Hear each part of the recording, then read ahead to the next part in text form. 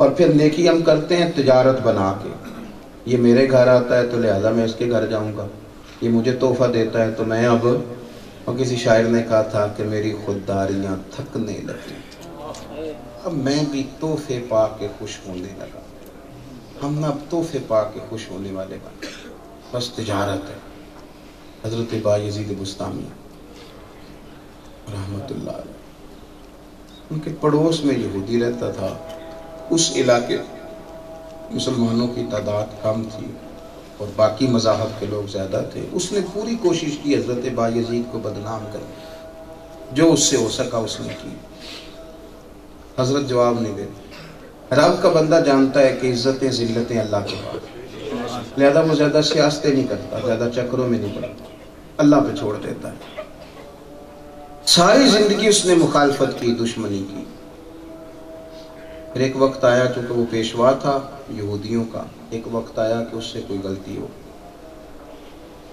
لوگوں میں بدنام ہو گیا۔ جو قریب بیٹھنے والے تھے انہوں نے سلام لینا بھی چھوڑ دیا۔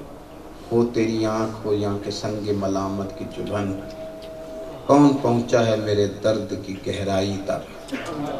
دور شہرت میں تو یاروں نے کیا یاد بہت، پر ساتھ آیا نہ کوئی کوچے رسوائی تک۔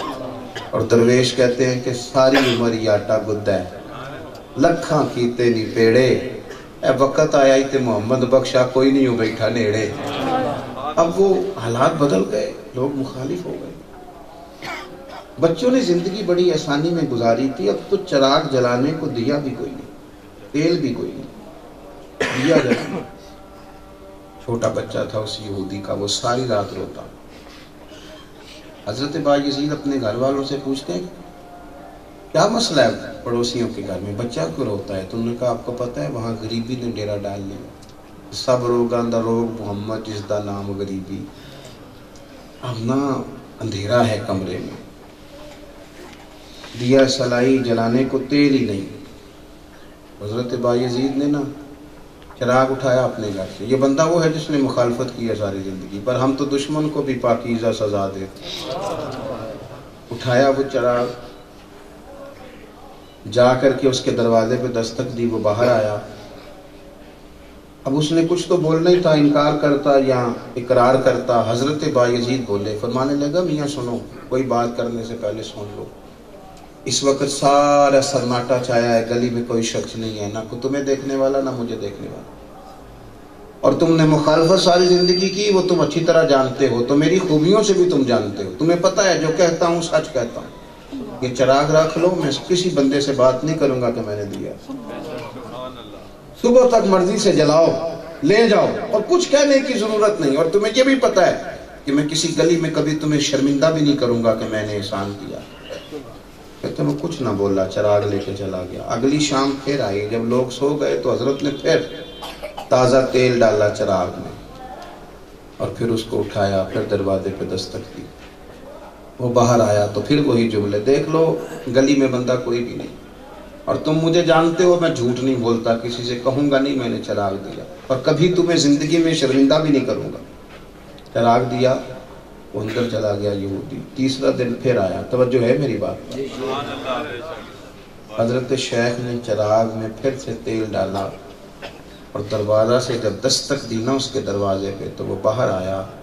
حضرت نے بغیر اس کے کچھ بولے وہی باتیں دہرائیں، اور میں کسی سے کہوں گا بھی نہیں، اور کبھی احسان بھی نہیں جتلاؤں گا، یہ کہہ کے جب چراغ تھمایا، چیخ نکلی اس یہودی کی، کہنے لگا نکلو شہر والوں سارے باہر آؤ۔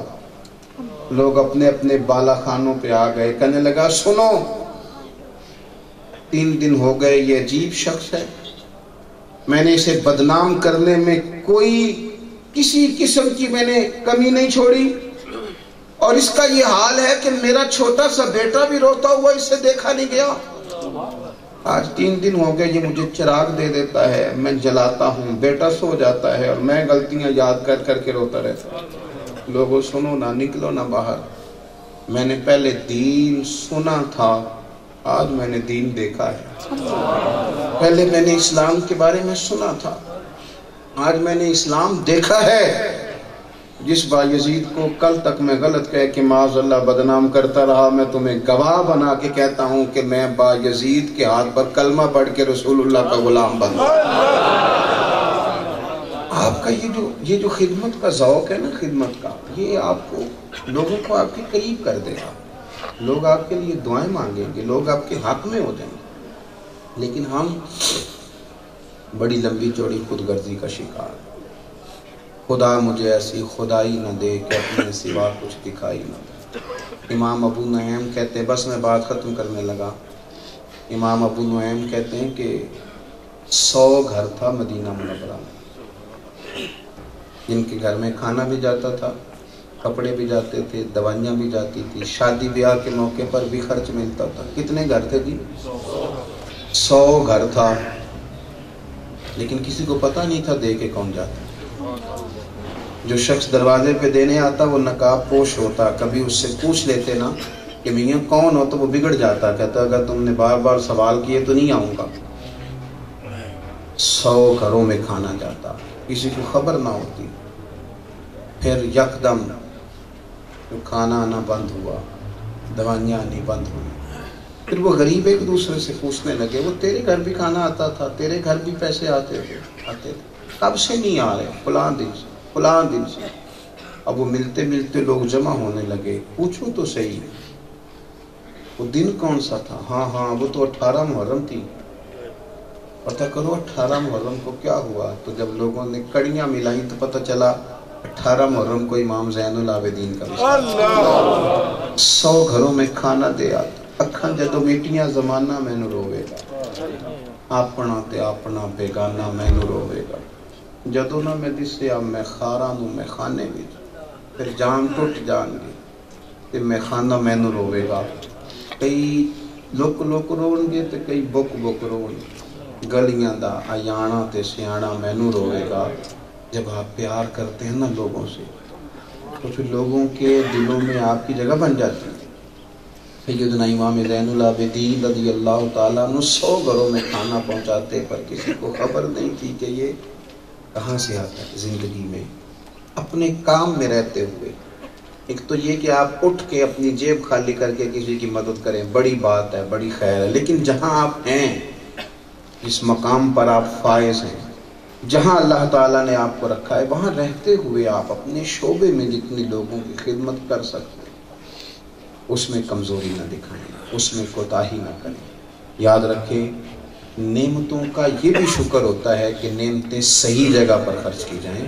اگر صحیح جگہ پہ خرچ نہ کی جائیں تو یہ بھی شکر کے دائرے کے خلاف۔ اللہ کے حضور دعا ہے مالک کریم ہم سب کو سمجھ عطا فرمائے اور ہمارے حق میں رحمت والے فیصلے فرمائے۔ آخر دعوانا الحمدللہ۔